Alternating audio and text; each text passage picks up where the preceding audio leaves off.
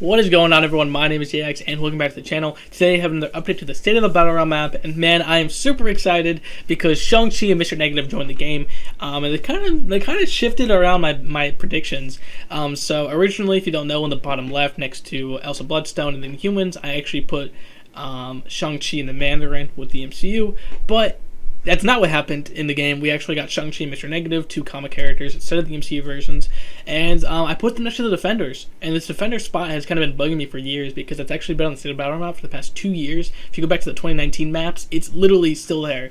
So I didn't think Mr. Negative and Shang-Chi were going to be there, but they literally fit it perfectly. Shang-Chi was a Defender, has connections to Spider-Man. He taught him his unique fighting style, and obviously connections to Kun-Lun, which Iron Fist. So Mr. Negative as well.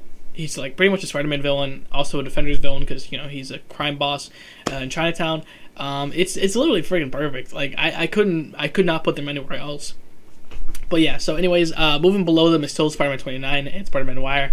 I've talked about this before. It's pretty cool. There is a Spider-Man event coming out in MROC. Maybe that could tie with a contest one. So right now in MROC there's an Asgardian event, and then they teased an MROC. They teased a Spider-Man event later, and they specifically teased the year 2099. So that'd be pretty cool. Below them is Latverian Guillotine. A lot of people don't know this, but Kabam Game actually shared some art of Latverian Guillotine. Here it is on the screen. Pretty cool sketch with her wearing a Latverian mask, obviously a Doom mask, and basically she's not like a normal lineage of the Guillotine. She's not going to share some similarities with Doom, so it'd be pretty cool. We do know that there is a Guillotine event coming, and we also know there's an Aegon event coming, and obviously Kabam Gabe kind of says that he's working on 2 Kabam original characters, and these 2 characters have to deal with one of the events coming out this year, that either being the Morningstar - Guillotine event with Aegon event. So it's pretty dope. Also, if you wonder who will get Latverian Guillotine, she is in the lore. If you didn't know, when Queen Hassan, aka Morningstar, got her throne taken away from her, the sword moved from Linguria to Latveria. So yeah, pretty freaking sick. So we know that the sword was in Latveria. We do know there's a Latverian Guillotine in that year. So it's awesome. Yeah, so 2 Kabam original characters. It's kind of interesting because if she counts as Kabam original character, why is she connected to 2 other characters? It's kind of interesting because we do know that there's a new event coming out in June, and it's called Overseer and Purgatory. Overseer obviously being the Watcher, and Purgatory probably be meaning Mephisto. So maybe this new Guillotine can kind of tie into another demon in the game. Morningstar was kind of like a demon-esque character. And so the same with Guillotine 29 when I first came to the game. So I definitely think this is definitely going to tie to a new demon. I'm thinking Latvian Guillotine comes to the game with a demon, or maybe Hercules comes to the game with a demon. He's fought in hell before. He's definitely obviously a Greek character. So yeah, there's definitely kind of connections that could be made there. I'm not too sure what to do. It's so hard to predict that, but yeah, those are my predictions. Anyway, so below them is the Eternals, and man, I actually did not have the Eternals on my maps previously because I thought Cloak and Dagger were so set in stone, but obviously I was incorrect. So yeah, Black Knight and Cersei, I think they're just 2 of the coolest Eternals. The other Eternals just basically all have the same exact powers, so I think Cersei and Black Knight are just 2 perfect peas in a pot.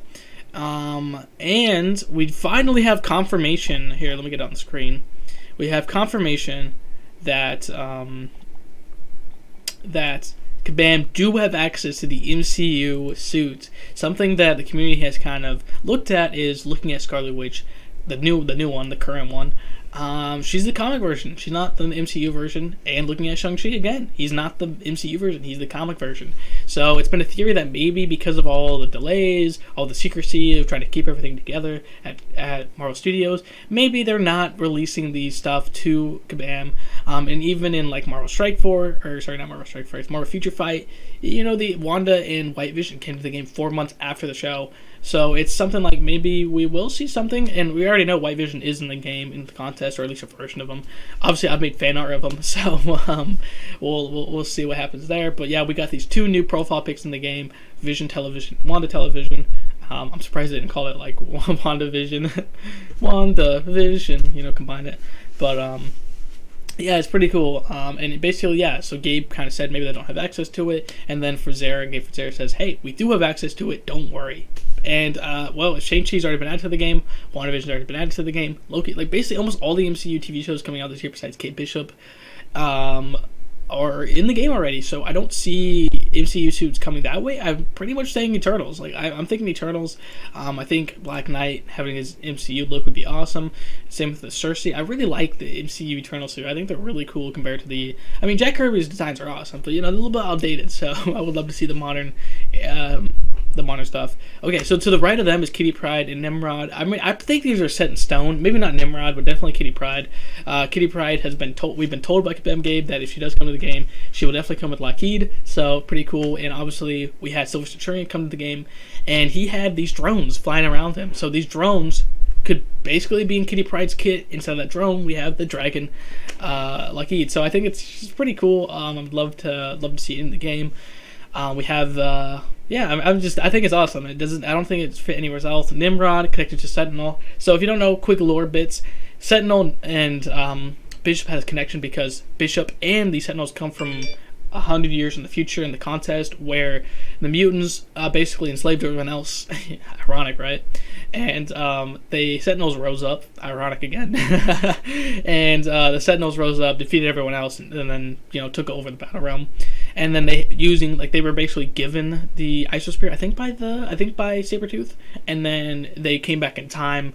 And then Bishop came back in time to warn us, and it's pretty cool. So maybe Nimrod comes from this future.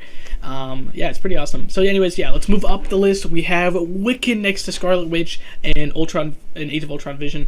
A weird connection. Like, why have this connection and not with Age of Ultron Vision and Scarlet Witch? So I don't know what this connection could be. I've always said Wiccan, but it's kind of been... It's been a couple months since WandaVision, so I don't really know.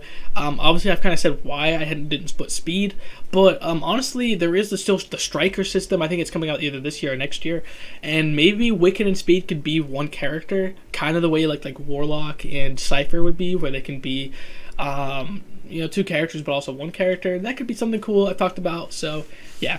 All right. So top in the middle is Baron Zemo. Once again, we have Falcon and the Winter Soldier that came out, or if you haven't watched the show, we'll definitely watch. I'm not going to spoil it, but I'm sure you already know what happens. But yeah, so I think Baron Zemo could be awesome. Everyone loved Baron Zemo through the show. Like, dude, everyone freaking loved him. So I don't see why they couldn't enter the game. Him being a skilled champion is perfect. Having a sword, of course. Having some guns, of course. So yeah, definitely next to Black Panther would be cool. I don't want another Black Panther, but obviously Shuri could be there, of course. We do know that the Baron Shuri from MROC is not going to become playable, which is fine. But Shuri has been in the lore. She's been in the game before. She actually talks. She actually gave Bucky a vibranium arm, so she got rid of his brainwashing. So yeah, we know she's been in the game. She's never been like, we couldn't look at her in the game, but we could hear her. You know what I mean? Or I guess read her dialogue. Okay, so next to the right is Monica Rambeau connecting all of the Captain Marvels, Mr. King, and Mr. Skrull. So I think, honestly, the reason why these are all connections, obviously, is because of the Skrull War with Captain Marvel, also the King War with King, because Monica actually fought in it. So definitely all the connections just make sense. The bottom right, I'm actually pretty excited about, is we have Mr. Galactus and Herald Thor. And I've honestly been saying Herald Thor is coming to the game for a bit. The Fallen one's also another one, but the more and more I think about it, I think Thor would just be perfect. And kind of like interesting is that, like, dude, like when Odin came to the game, he basically said like, "Hey, I'm weak. I'm not as I used to be. I'm not in my prime anymore. I'm not as powerful as I used to be." And then another thing is, like, when Thor talked right next to Odin, it was the same colored speech bubble. Like, I don't know if that's like, a thing or not, but to me that, like, we know for sure that in the comics, Thor, Odin gives Thor his Odin Force, and then the Odin Force becomes the Thor Force, and Odin's still, he's still alive. He's still kicking. He's not dead. Actually, he's like a biker dude now. It's actually pretty cool. And even, I think he gets the Destroyer armor or something. Or a part of it or so. It's freaking cool. But yeah, man. So I'm excited. And Herald Thor and Galactus. And yeah, so okay, so the final one is a pretty cool one right behind my camera, is Anti-Venom and Null. This is something I'm really excited about because Null, for sure, honestly, him connecting to Platinum Pool is a little bit interesting. I don't understand that, but besides that, connecting all the symbiotes, Null just makes sense. And Anti-Venom is a pretty cool character because he's actually first teased all the way back in the Symbiote Supreme event when Symbiote Supreme came to the game and started leading the symbiotes. One of the questions was Anti-Venom, and then later, about last month, Gabe sketched him. He sketched Anti-Venom.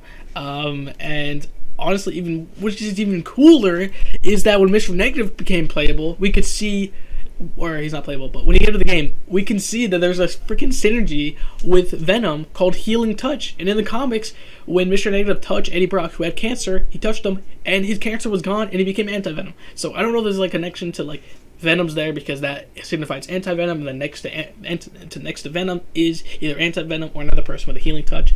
I don't know, but it's just so cool, such a cool comic line, such a cool reference to the comics. I don't see why you wouldn't do this. And if you read King in Black, you kind of understand that there is a connection to Venom and Anti-Venom. The Anti-Venom is a new symbiote. He's not just a regular Venom. He's a brand new symbiote, and he does have a connection to Null.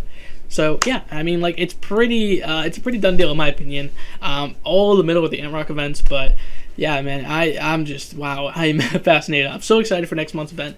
Obviously, next month's event is over here in Purgatory. Hopefully, a new demon comes to the game. I mean, Blackheart would be cool next to Hercules. Hercules' animations are freaking sick. He's got the cool wrestling moves. He's got the cool Greek boasting like around. Like he's just an all-out cool gladiator. But yeah, man, I think that's going to be it for this video. Thank you so much. I appreciate you all watching this. You guys have an awesome day. Keep reading the dialogue, guys. There's awesome stuff in there. And yeah, check out my channel for MROC event storylines, MCOC storylines. I got you covered on that. And yeah, you guys have an awesome rest of your day, and I'll see you guys in the next video. Peace out, everyone.